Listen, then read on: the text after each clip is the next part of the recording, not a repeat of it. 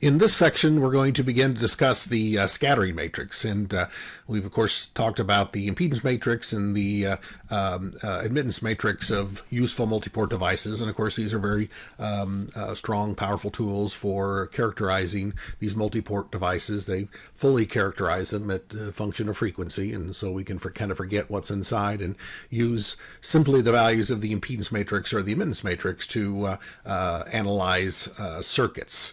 We're going to extend that now to something called the scattering matrix. The scattering matrix, likewise with the impedance and admittance matrix, can only be applied to networks that are linear time invariant. But by doing so, we fully can characterize those devices. The admittance and impedance matrix, of course, really were a circuit's viewpoint of our networks. Total voltage, total current, and impedance or admittance. For the case of reflection, or for scattering matrix, however, what we're going to find is it is a representation of the device in terms of our wave viewpoint. Incident wave, reflected wave, or incident wave, scattered wave. In the case of the scattering matrix, we are going to characterize it in terms of the complex values of the wave incident on each port and the waves exiting or scattered from each port. And so this is a wave viewpoint. And this is very important in microwave engineering because it really goes through and allows us to characterize a device when immersed in a matched system. When we connect our device to other devices that are, quote, matched devices, other devices whose input and output impedances are numerically equal to the characteristic impedance of the transmission line connecting them, Z0. If we have those devices, how well does a specific device work? One of the things we'll be interested in is it a quote-unquote matched device? In other words, is it in input and output impedances numerically equal to Z0 when attached to other matched devices? How well does it behave in a matched system? And that's how we evaluate microwave components. When we connect a matched source and a matched load to the device, how does it behave? And the best way to determine that is to specify its scattering matrix. So the first thing we need to do for the scattering matrix is to go through and define a new way of describing the wave activity on the transmission line. And this is going to seem strange at first, but you want to spend a little time thinking about it. It's not really that big of a change, just kind of looks strange at the beginning. Now, let's go back to our wave viewpoint, and we know that the ratio of the voltage created by a plus going wave, electromagnetic wave propagating in the plus direction of increasing Z, it will manifest its energy in terms of a voltage, which we call V plus, and in terms of a current, which we call I plus. Again, V plus and I plus are children of the same phenomenon, the single propagating wave in the direction of increasing Z. We found that the ratio then of V plus to I plus is going to be equal then to the value Z0, the characteristic impedance of the transmission line along which the wave is propagating. So this was fundamental really to our understanding of transmission lines. However, there's a second wave that can and almost certainly will exist on every transmission line. In addition to the plus going wave, there is a minus going wave, a second electromagnetic wave of different energy, of different magnitude, of different relative phase. And it manifests itself in two ways on the transmission line. One in terms of a voltage we call the minus wave voltage, and the other we call the minus wave current. And again, because it's propagating along this transmission line, we find the ratio of these two complex functions of position, we find that ratio to be simply a single real value in the case of a long lossless transmission line, the characteristic impedance. Same value that we did for the plus wave. Once again, I'll warn you that the ratio of the total voltage to the total current is not equal to the characteristic impedance. We know that's equal to the line impedance function of our transmission line. Again, don't make this mistake. The total voltage, the voltage that we can actually physically reel and observe along the transmission line, is the superposition of the plus voltage and the minus voltage, the sum of the two, because both waves exist simultaneously in the transmission line and usually must exist simultaneously in the transmission line in order to satisfy the boundary conditions on either end. What we find is the measurable voltage, the total voltage, the line voltage is going to be the complex addition of the plus wave voltage and the minus wave voltage. Likewise, the total current that we measure along the transmission line is a superposition of the plus wave current and the minus wave current. And so mathematically, even though the ratio of V plus to I plus is Z0 and the ratio of V minus to I minus is equal to Z0, when we add V plus and V minus together to get total voltage V and then divide it by the total current, which is the sum, or the difference I should say, of I plus and I minus, what we find is a ratio that is nowhere near the value of Z0. Remember, this will be line impedance. Line impedance is not a real constant. Line impedance is a function of position Z, and it is a complex number.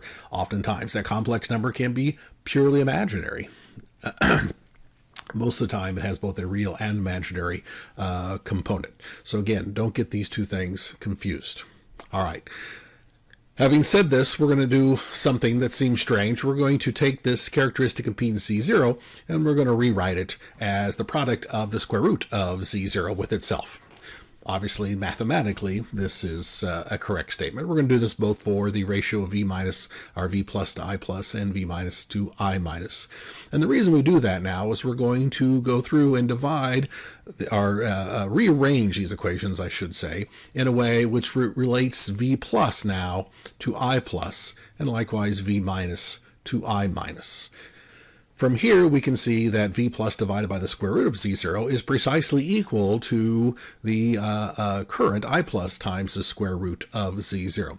These are equal to each other, two complex functions of position Z that are equal to each other. Likewise here, we can write an expression, and these are equal to each other. What we're going to do is give these functions, again, this and this are the same function, they're equal to each other. We're going to give it a specific name. And notice that resulting function is neither voltage, all right, because we took V plus and divided by the square root of Z0, nor is it current, because we took I plus and multiplied it by the square root of Z0. We're going to do the same thing for the other terms over here. We're going to give it a new name, a new function. So this function that depends on the plus wave, that function we're going to simply call A. A is a function of position, clearly, because V plus or I plus are a function of position Z. They're clearly a complex function, again, because V plus and I plus, either one, are complex functions of Z. We're going to call this wave function a normalized wave function. We call it normalized because we took the total, the plus wave voltage rather, and divided by the square root of Z0. Z0 is the normalization factor here. Or we could say that we took the I plus, the current of the plus wave, and multiplied it by square root of Z0. Again, that would be the normalization factor in this case. Either way, however we look at it, we get a function A complex function of position Z. For the other wave, the minus wave, the wave propagating in the direction of decreasing Z, we define that complex function, this normalized wave function, we call that B. So A is always propagating in the direction of increasing Z, and B is a function that is a manifestation of the wave propagating in the direction of decreasing Z. So this is a little bit of a mathematical difference now. We've all along been talking about plus and minus to describe the direction of propagation. Plus is propagating in the direction of increasing Z, minus is propagating in the direction of decreasing Z. But now we have to think of it, these normalized waves, as A being the wave in the direction of increasing Z, and B being the wave in the direction of decreasing Z. Why are we doing this? Why are we coming up with a new function at this point? Well, it's so we can go through and describe our scattering parameters and our scattering matrix.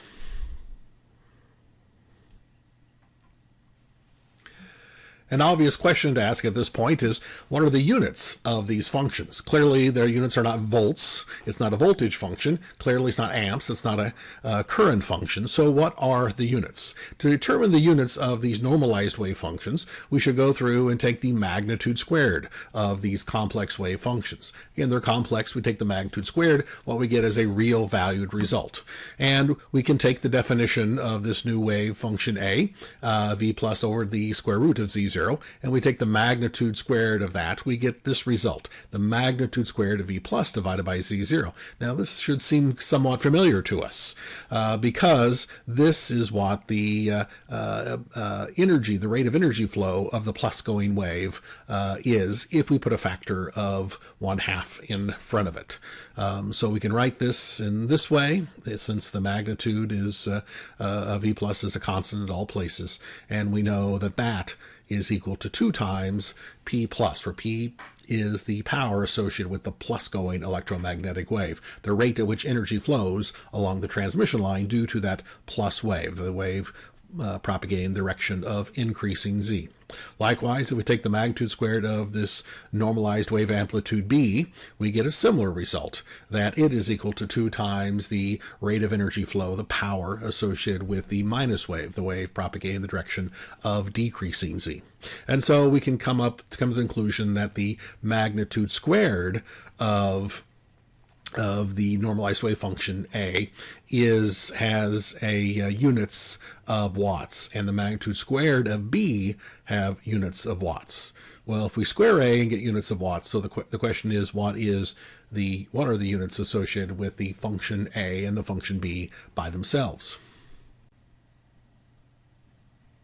So since the magnitude squared of A and the magnitude squared of B have units of watts, units of joules per second, what we can ascertain and assume incorrectly is that the magnitude of normalized wave function A has units of the square roots of watts, or the square root of joules per second. Likewise for the wave function B, they have square root watts. Those are the units. Now, those are kind of strange. What does that mean, to have a square root of a rate of energy flow of so many joules per second?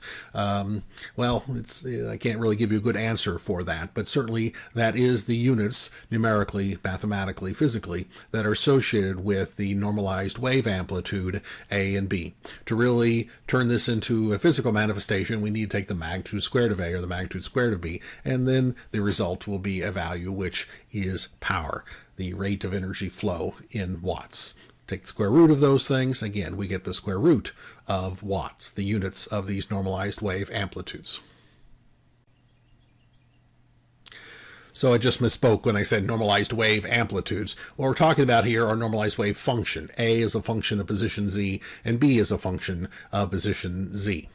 However, if we evaluate these functions at one particular location, and the location we just, as with V plus and V minus, at the value of Z is equal to 0, we can define what we call normalized wave amplitudes. And these are simply complex numbers. So we take the normalized wave function A and evaluate it as Z is equal to 0, and that becomes our normalized wave amplitude. And you can see it's simply a normalization of our previous wave amplitude. Before we talked about waves, there are complex wave amplitudes in terms of V0 plus and V0 minus. Now we're simply going to take those two values and divide them by the square root of Z0. That's our normalization factor, to divide by the square root of Z0.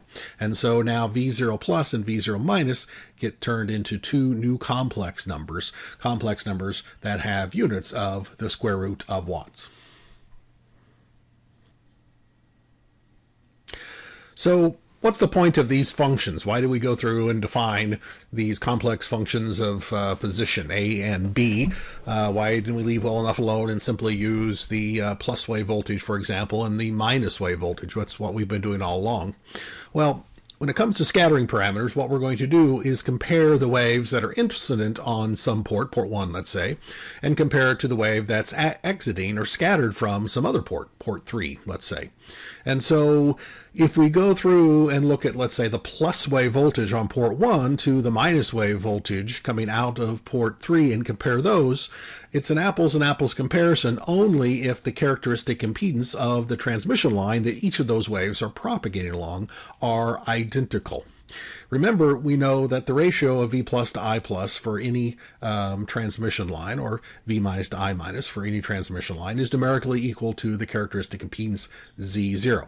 Which means that when the characteristic impedance Z0 is larger, an electromagnetic wave manifests itself more in terms of voltage than current. That's why the ratio V plus to I plus is bigger when we have a higher characteristic impedance. Or if we have a situation where the electromagnetic wave takes its energy and manifests itself more in terms of current than voltage, that will result in a lower characteristic impedance.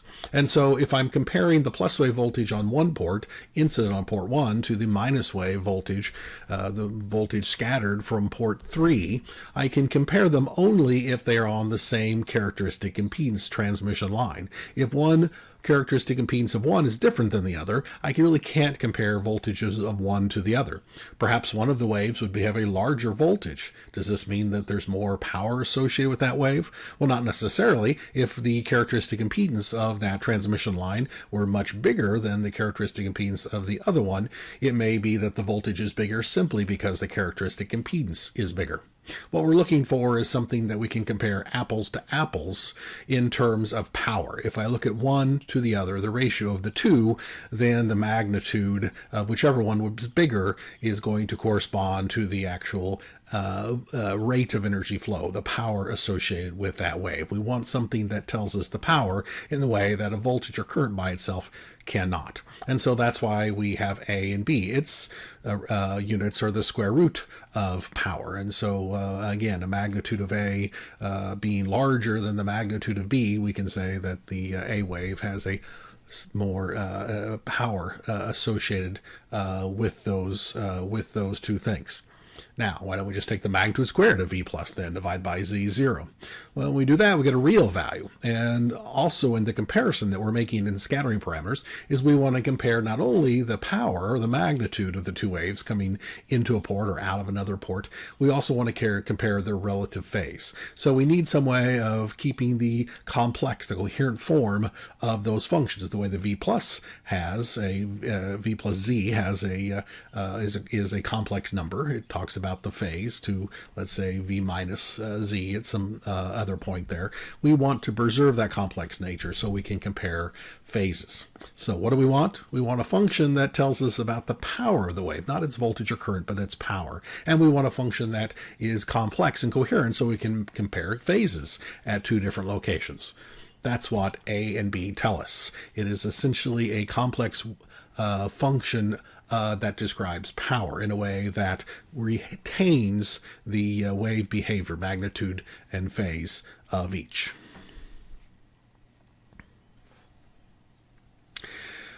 All right, let's say we know what the complex normalized wave function A is and the normalized wave function B is, and we want to get back and determine what is the actual V plus and V minus functions. Perhaps we want to find the total voltage, for example. It's very straightforward. Based on the definition, we can simply take our function A and multiply it by the square root of Z0 to get V plus, and our function B and multiply it by the square root of Z0 to get the function B minus. So going back and forth is very easy. Again, we just have to take care of the normalization function, the square root of Z0. One interesting thing is that if we look at the reflection coefficient function that results, the reflection coefficient function is simply the ratio of the A function, the incident function, divided by B, I got that backwards, don't I? I'm sorry, that is incorrect. This should be the ratio of B to A, all right? I'm sorry about that. I just noticed that. So V minus is B times the square root of Z0, and V plus is A times the square root of Z0. And when you put that in there, then the Z0s cancel out, and you should have B over A. That's the reflection coefficient. So we got V minus over V plus is equal to B over A, the reflected or scattering over A, the incident. So the previous page showed the wave viewpoint in terms of our now normalized wave amplitudes A and B, the incident, the reflected, and then the reflection coefficient. And we can also, of course, go and express that in terms of power of the plus wave, the minus wave, and then the net power flow, which is the difference between the two. And that's what we do here. Again, we've shown this before, that the power of the plus wave, the minus wave, is related to the magnitude squared of both A and B.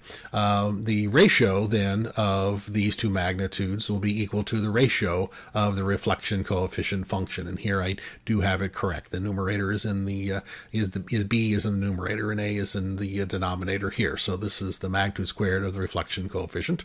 And finally, the net power flow, the difference between the incident wave, or wave, I should say, that is propagating in the direction of increasing z minus the B wave in the decreasing z in the other direction. The difference of those magnitudes squared, when divided by 2, is our net power flow. Now remember, net power flow is the difference between P plus and P minus. Say we know our normalized wave functions A and B, and we want to determine then the circuit's viewpoint of the transmission line, the total voltage and the total current and the line impedance. And of course we can take A and B and directly determine that. The total voltage we know is equal, of course, to the plus wave voltage and the minus wave voltage. That should be a minus sign right there. I just noticed that too. Sorry, that should be minus sign. And that then would be equal to the square root of Z0 times A plus B. Likewise, the line current, the total current, is the difference between A V plus and V minus. Again, that should be a minus right there, divided by Z0. This is correctly stated here then. The total current is simply A minus B divided by the square root of Z0. Total voltage, A plus V times the square root of Z0. Total current is A minus B divided by the square root of Z0. The line impedance, of course, is the ratio of the total voltage to the total current, and if we take those two results and insert in here, we get this result. So it's a kind of a tidy form for the line impedance, simply A plus B divided by A minus B when multiplied by the characteristic impedance Z0.